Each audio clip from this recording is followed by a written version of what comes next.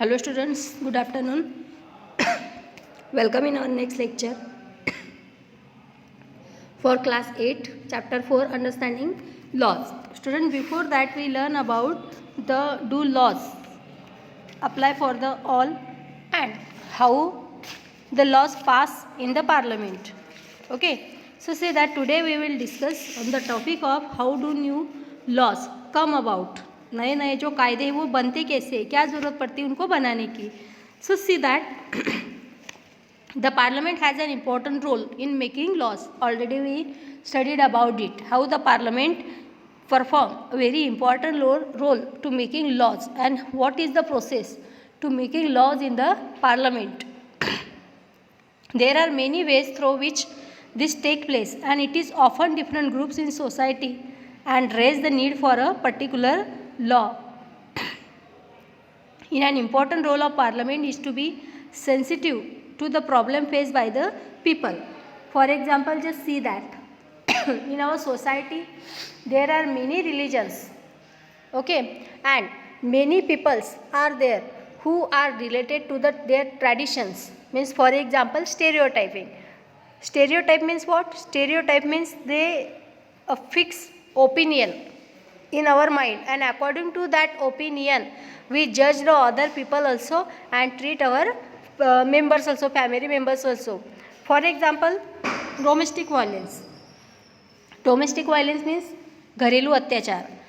Domestic violence refers to the injury or harm, to treat of injury or harm caused by an adult male, usually the husband, against his wife. For example, see that in our Indian society, already in 7th standard we learn about that there is a no important place or value of the women's work. They are not getting any salary about their household work. So, and they are not participated in the decision making process in their family. So many times they torture or they get a insulting treatment from their family or from their husband. We also learn about the female foeticide. Female foeticide means to kill the baby in after her born or before born. जन्म लेने से पहले या जन्म लेने के बाद माँ के पेट में ही अगर वो जो बेबी है अगर वो एक गर्ल हुई तो उसको पेट में ही मार देना इन दिस वे. और अगर नहीं पॉसिबल हुआ तो जन्म होने के बाद जब बेटी होती है उसको मार देना. Why? What is the reason behind that? Because of the burden. उनको एक तरीके का बर्डन समझा जाता है. और दूसरा है डॉरी, दहेज. जब उनकी शादी होती है तो उनको बहुत ज़्यादा दहेज दिया जाता है, और यही डॉरी, यही दहेज अगर लड़की साथ में नहीं लेकर जाती है तो उसको बहुत ज़्यादा टॉर्चर अपनी ससुराल से मिलता है. Injury may be cause by physically beating up the women और by emotionally abusing her. Physically beating means मारना वगैरह, टॉर्चर करना. And emotionally abusing means what? खाना नहीं देना है, टॉर्चर करना एक तरीके का, कमरे में बंद करके रखना है 4-4, 5-5 दिन. In this way abuse of the women cannot include verbal, sexual or economical abuse.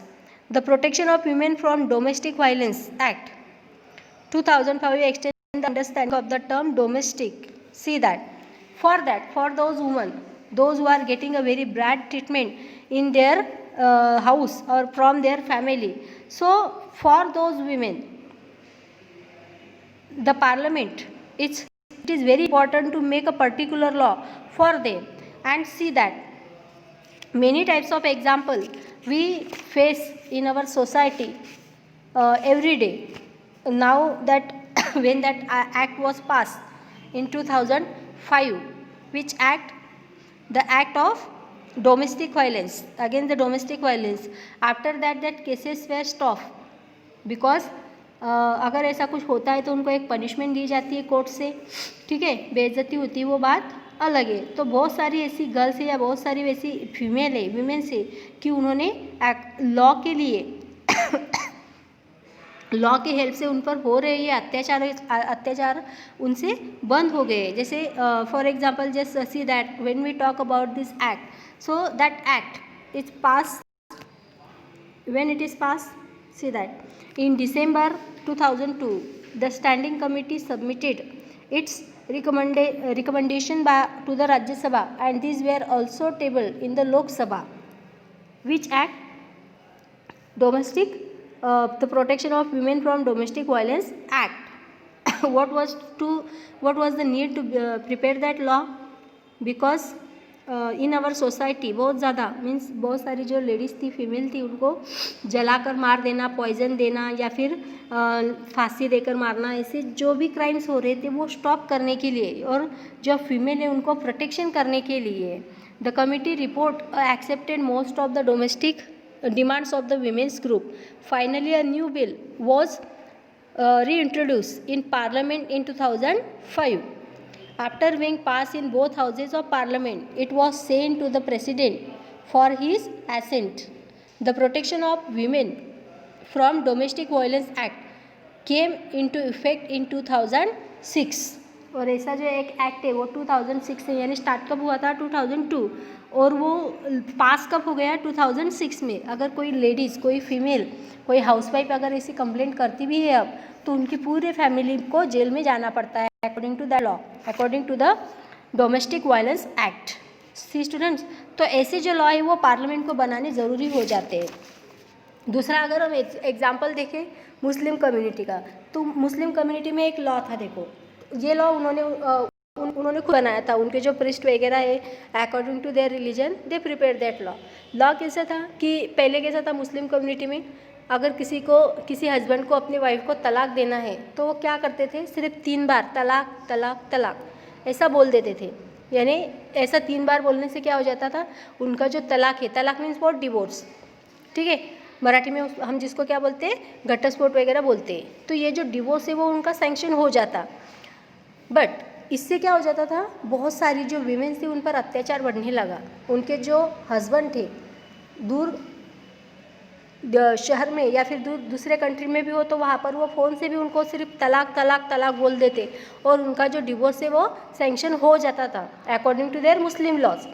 But it is not good for the Muslim womens, Muslim female community, and they raise the voice against that laws of that Muslim laws. And after that triple talaq law, क्या बोलते थे उसको? Triple talaq law. ये जो था ये according to the law parliament में इस पर डिस्कशन हुआ और ये बंद हो गया. यानी अगर अब मुस्लिम कम्युनिटी में किसी को भी डिवोर्स चाहिए, तलाक चाहिए, तो उनको हमारे जैसे ही सारे प्रोसेस फॉलो करने पड़ेंगे. जैसे फॉर एग्जांपल पहले कोर्ट में जाकर अपील वगैरह करना, ठीक है, बहुत लंबी प्रोसेस है उसकी, तो वो सब स्टेप बाय स्टेप उनको भी फॉलो करने पड़ेंगे और तब जाकर उनका जो डिवोर्स है वो सैंक्शन किया जाएगा. तो इस तरह से फॉर द फीमेल इनको एक प्रोटेक्शन देने के लिए ऐसे लॉज यहाँ पर बनाने पड़े. दूसरा एक लॉज का एग्जांपल यहाँ पर है कि property law. Property means for example पहले कैसा था हमारे इंडियन सोसाइटी में, सपोज़ अगर हमारे पापा की अगर कुछ प्रॉपर्टी है, ठीक है, तो अगर उनके 4 बेटे हैं तो उनकी जो प्रॉपर्टी है, सपोज़ अगर उनके पास 20 एकड़ की ज़मीन है, तो चारों बेटों में 5 एकड़ की जो ज़मीन है वो डिस्ट्रीब्यूट हो जाएगी. 2 घर जो है वो 2 भाई इधर 2 भाई इधर, इस तरह से उनका जो प्रॉपर्टी का डिस्ट्रीब्यूशन है वो बेटों में ही हो जाएगा. लेकिन इसमें बेटी को क्या मिलेगा फिर? तो इसीलिए बेटियों को, गर्ल्स को प्रोटेक्शन देने के लिए गवर्नमेंट ने भी एक लॉ पास किया यहाँ पर. अभी सपोज़ हमारे पिता की जितनी भी प्रॉपर्टीज़ है तो उसमें सपोज़ अगर किसी को 2 बेटे, 2 सन्स एंड 2 डॉटर्स है, तो ये दोनों में इक्वली डिस्ट्रीब्यूशन होता है इसका, चारों में. और अगर कोई नहीं देता है तो कोई डॉटर या कोई बेटी अकॉर्डिंग टू लॉ अपना हक यहाँ पर ले सकती है. तो ऐसे जो एक्ट है ये गवर्नमेंट ने, पार्लियामेंट ने बनाने ज़रूरी है. किसके लिए? For the protection of the society. Society के लिए ऐसे बहुत सारे लॉज यहाँ पर बनाए जाते हैं. So see that often women who face violence or abuse are seen as a victim, but women struggle in several different ways to survive this situation. Therefore, it is the more accurate to refer to them as survivors rather than as victims. So, in this way, the parliament needed to prepare new laws according to the situation and according to the demand of the new age. बदलती परिस्थिति के अनुसार और जैसे जैसे अभी ज़माना बदल रहा है तो वैसे भी पार्लियामेंट को क्या करने पड़ेंगे, अपने जो लॉज है उनमें इम्प्लीमेंट लानी पड़ेगी, यानी उनमें एक सुधार लाने की ज़रूरत है. ओके स्टूडेंट्स, नेक्स्ट जो है unpopular and controversial law we will see in our next lecture. Okay, because the lengthy videos it is not uploaded on YouTube also and your WhatsApp also. So the next unpopular and controversial laws we will see in our next lecture. Okay, thank you, have a nice day.